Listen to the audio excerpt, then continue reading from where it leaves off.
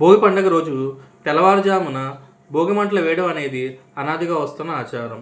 చీకటిని చీల్చుకుంటూ ఆకాశమంత ఎత్తుకు ఎగబాకే అగ్నిశిలలు చలిని తరిమేయడమే కాదు, మన జీవితంలో కొత్త ఆశలను కూడా చిగురింపజేస్తాయి. ఆవు పేడతో పంచ పల్లవాలతో వేసే ఈ భోగి మంటలు ఆరోగ్యపరంగా ఎంతో మేలు చేస్తాయని శాస్త్ర వచనం. అంతేకాకుండా భోగి మంటలు వేసే సమయంలో ఈ భోగి మంటల్లో వేయాల్సినవి మరికొన్ని కూడా ఉన్నాయని పండితులు చెబుతున్నారు. సంక్రాంతి పండుగ వేళ తొలి రోజు వచ్చే పండుగ భోగి పండుగ. భోగి పండుగ రోజున భోగభాగ్యాలు ఇచ్చే విశేషమైన పర్వదినంగా ఈ భోగి పండుగను భావిస్తారు. ఈ పండుగ రోజున అందరూ తెల్లవారుజామునే నిద్రలేచి భోగి మంటలు అనేవి వేస్తారు. అయితే భోగి పండుగ రోజున వేసే భోగి మంటల్లో ఇప్పుడు చెప్పే పదార్థాలను ఒక మూటగా కట్టి వేయడం వల్ల ఈ ఏడాది అంతా శుభ ఫలితాలు కలుగుతాయని, అంతేకాకుండా సకల పీడలు దరిద్రాలు పోతాయని వేద పండితులు చెబుతున్నారు. అసలు ఈ భోగి మంటలు వేయడం వెనక అసలు కథ ఏంటో ఇప్పుడు తెలుసుకుందాం. మనలో చాలామందికి భోగి మంటలు ఎందుకు వేస్తారో తెలియదు. ఎప్పటి నుంచో వస్తున్న ఆచారం కాబట్టి పాత వస్తువులు చెత్త చెదారం వేసి వీధుల్లో భోగి మంటలు పెడతారు. కానీ పురాణం ప్రకారం భోగి మంటలకు ఒక కథ ఉంది. అదేంటో ఇప్పుడు తెలుసుకుందాం. పూర్వం రురువు అనే రాక్షసుడు ఉండేవాడు. ఆ రురువు రాక్షసు అనేవాడు బ్రహ్మదేవుడి కోసం తపస్సు చేశాడు. ఆ రురువు చేసిన తపస్సుకు మెచ్చి బ్రహ్మదేవుడు ప్రత్యక్షమై నీకు ఏ వరం కావాలో కోరుకోమంటాడు. అప్పుడు ఆ రురువు నాకు మరణం లేని వరం కావాలని కోరుతాడు. దానికి బ్రహ్మదేవుడు ఒప్పుకోడు.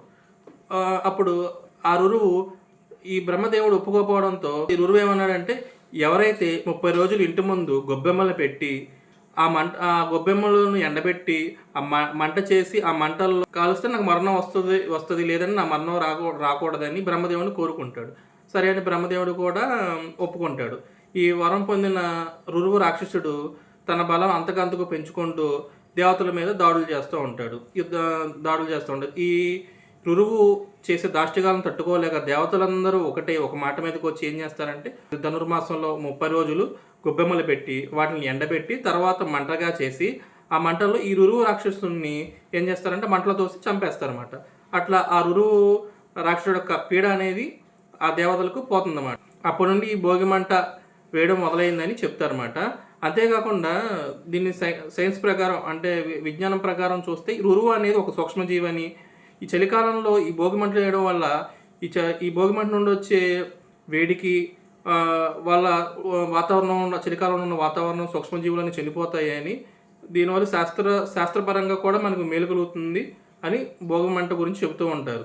ఏంటంటే ఈ భోగి రోజున మనం పాటించవలసిన ప్రధాన పరిహారం అని ఏంటో తెలుసుకుందాం. ఒక ఎర్రటి వస్త్రం తీసుకుని అందులో కొంచెం కర్పూరం, కొన్ని తెల్ల ఆవాలు, 2 గోమతి చక్రాలు ఉంచాలి. ఆ ఎర్రటి వస్త్రాన్ని బాగా మూటకట్టి భోగి మంటల చుట్టూ మూడు సార్లు ప్రదక్షిణాలు చేసి ఆ భోగి మంటలో దీన్ని వేయాలన్నమాట. ఈ మూటను వేయాలి. ఇలా చేయడం వల్ల జాతక దోషాలు తొలగిపోతాయి. నెక్స్ట్ అలాగే అదృష్టం కలిసి వస్తుందని వేద పండితులు చెబుతున్నారన్నమాట. అంతేకాకుండా ఇలా చేయడం వల్ల ఏంటంటే మీ కుటుంబం అంతా సంతోషంగా ఉంటుంది. అదే ఆర్థిక సమస్యలు కూడా తొలగిపోతాయని అంటున్నారు. నెక్స్ట్ గ్రహాల దోషాలు తొలగాలంటే భోగి మంట చేసుకుంటాం కదా. భోగి మంట చేసుకున్నప్పుడు ఒక పక్కన ఒక కొండలో కానీ ఒక బిందులో కానీ వాటర్ తీసుకొని ఆ భోగి మంటలో ఆ నీరు ఆ భోగి మంటలో ఆ బిందులో కాల్చుకున్న నీళ్లు తాగిన నీళ్ళతో స్నానం చేస్తే మనకు ఉన్న గ్రహాల పీడలు కానీ దోషాలు కానీ పోతాయన్నమాట.